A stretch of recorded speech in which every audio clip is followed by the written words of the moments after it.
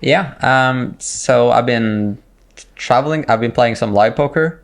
Like when I was in Dominican Republic there, I managed to get third in a poker tournament. So I won like 450,000 there. Okay. Dollars. And been spending a time with online poker. Now I kind of live with some other poker players because for a period of time I really wanted to challenge myself in poker up until 2020. Now I just decided like, look, I need to take a break from poker. I need to focus on the projects I got going, because at least with me, if I have many things going at the same time, I can't let go of them. I still think about them. And when you think about other things and you're also trying to play poker, it's just so disturbing for your mind. Yeah. And you're not playing well. And at least it wasn't really working out for me. I realized in December I was not happy with the way I was playing. And I just decided, okay, finish all the other things that needs to be sorted. And then you can go back to poker if that's what I feel like afterwards. Okay. So what about sports betting? What have you been doing during this time? So as much as you can say. No, it's with sports betting now, I'm just basically taking a little break from it because of the robot thing. I need to analyze all of this, what's been going on. I've been working on a B2B project, like business to business, with creating my own sportsbook. Basically softwares that you can provide to sports books, because as we all know, they're not doing a very good job at setting the right prices.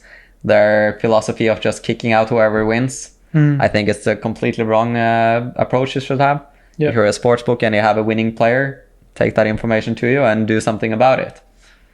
But anyways, I'm not here to I can charge a lot of money to SPTech and Combi for telling them how they should run their sportsbook. Yeah. So I'm not going to help them on their bottom line. I'm going to let them run it the way they want to do it, and then I'm going to come with some competition, and we'll see if they still think they can be the number 1 and 2 in the B2B business. Yeah, okay. And can you talk us a bit through what you mean by the robot? It's basically just been automating whatever I think is plus EV and placing it and seeing how far we can push the margins, like how price sensitive we can be, and just running all of this through a simulation. And yeah. And you're going through the process of reviewing everything you've got from that? So just because whenever I lose, I feel like I want to make sure that it's working. And, when we were winning, was it just run good, or was it actually, run good, or did it actually work? And same with losing. And when it's been like a long break-even stretch, like basically 2019 was break-even, 2018 was $1 million. So I'm just saying, like, in a way it doesn't make sense. So the way we track EV is the same kind of way like we do at Trademate. We just use the closing line at Pinnacle. And the EV for both years was about 400K, but then running 600K over EV over huge sample, and then running 400 or 500K over huge sample just shows, like, is this really the variance involved, or have I done something right, something wrong? I know maybe it was a bit too aggressive with the staking on some sports that hasn't proven like very good profit. Yeah. So a lot of simple things that can be adjusted, but there's also some things that I should probably look into further. And then another chapter also, which takes a lot of focus, or needs to take a lot of focus with new markets that we haven't entered yet that has big potential. Okay, nice. So, and you mentioned Trademate. Like, how much?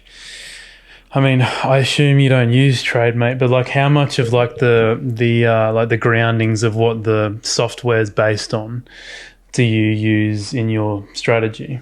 So, I mean, it's hard to say. I mean, I wouldn't be where I am today if it wasn't for Trademate. That's like how I started all of this and started getting the interest in betting and understood how easy it was to make money with Sportsbook.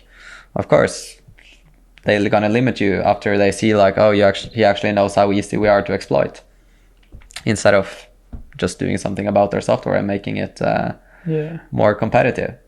So today, I wouldn't say I use Trademate a lot, and the fundamentals are a bit different because I just don't have access to those markets. If I had access to those markets, I would much rather be doing Trademate betting than what I'm doing because it's much higher margins. Yeah. And it's so much easier to build up something from there. But the way it is, it's not reality. And going around trying to find people that can place bets for me or doing stuff like that. Yeah. First of all, like it's a high risk that they will find out and they will confiscate your funds. And the turnover I can get from those accounts anyways is a lot lower than what I'm getting. So even though the return is higher, I still want to place a bit more. And I think my bottom line is higher doing the other things. Yeah, okay. But then again, it depends. If you're Warren Buffett, like he might see a company that he can invest 20 million in, and he's expected to make 40% a year.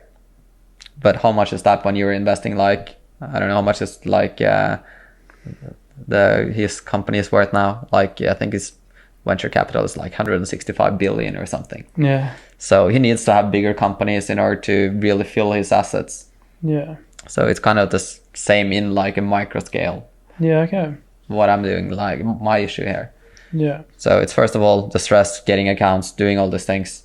And it's also not really legal. So you risk also the fact of losing the accounts. That's why I just like stay away from it and rather focus on the Asian markets for now. Like they're also making changes. So with SBO kind of going from being an Asian bookmaker to being more of a selective Asian bookmaker. Yeah. So it reduces the playing field, and but still, I think it's still money to be made there. So yeah, it's not like you're not using Trademate because it's a it's not a good enough software for you. It's more so because you're limited. Yeah, and like I said, if I had an account, if Unibet bets on whoever operates there would allow me to bet with them, bring it. I'll go back and I'll show them a lesson. I'll teach them a lesson. Yeah. But unfortunately, they're not willing to do so. But you can obviously still bet with the sharp bookies. Yeah. Okay. Even though got half limits on some of those also. Okay. But, so they do limit winning players. Yeah, well, Pinnacle, they do. Like, not limit, but they can give some accounts higher limits and some accounts lower limits. Okay. And I guess it's the same with all of the other Asians also. I mean, when you look at it, like, everyone's here to make money. And they understand, like, they make more money from certain people than others. Yeah. And that's fine. Just gotta accept the reality.